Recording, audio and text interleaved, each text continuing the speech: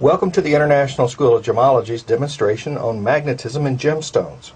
This concept was first presented to me by Bear Williams, and it's something that I think shows a lot of promise as far as the ability to separate certain gemstones and be able to identify certain gemstones.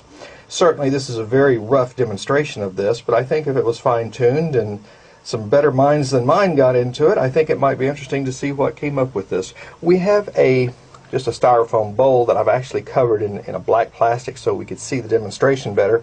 And this is just a piece of styrofoam that I have cut for the purpose.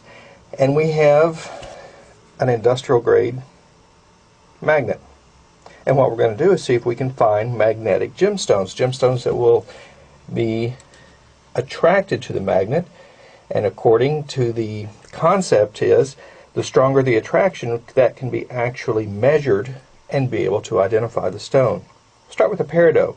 This little peridot, of course, peridot has a lot of iron in it because it's one of the basic building blocks of a peridot crystal. And peridot having iron, when we put our magnet down to it, it is attracted. We can make it go around the bowl here. Oops, gotta be careful not to touch it. But we can make this peridot follow us around the bowl of water because obviously the styrofoam and the water cuts down the friction so that the stone can react and we can actually demonstrate the reaction. But the peridot, as you can see, we can make it move around pretty quickly. Let's go to another stone that has a lot of iron in it, the garnet.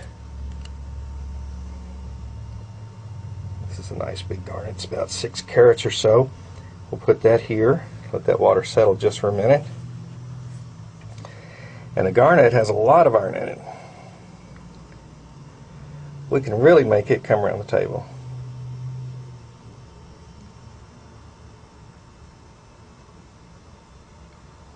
And of course, if we could measure the strength of the attraction to the magnet, we could actually identify the garnet based on magnetism, just like we do refractive index or specific gravity.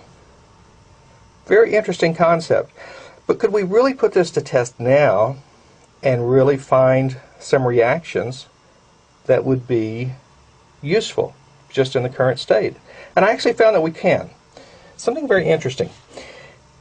Rubies and synthetic rubies. Natural rubies will naturally have iron in them.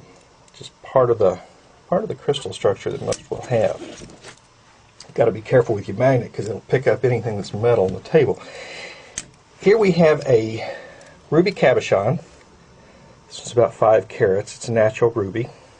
I just barely got it on there, but it's enough. And we can find that this ruby will be attracted. The attraction, of course, is not as strong because there's not as much iron. But there is an attraction, and you can see because I can make it change direction within the bowl of water. So there is an attraction of the ruby to the magnet. And you can see here that I made it stop and turn around and go another direction. Got to be careful not to touch it. But I think that's a demonstration of this. And I do it this way so you can see that we are actually stopping it, making it go another direction to demonstrate that it is being attracted to the magnet. And that's your natural ruby. However, synthetic rubies don't have iron. They don't put iron in just for the fun of it. And as a result, you don't get any attraction to it. So in this case right here, just by this, we can actually demonstrate how we can identify natural from synthetic rubies by use of the magnet. So I thought that would be a fun demonstration and something that would give you pause for thought.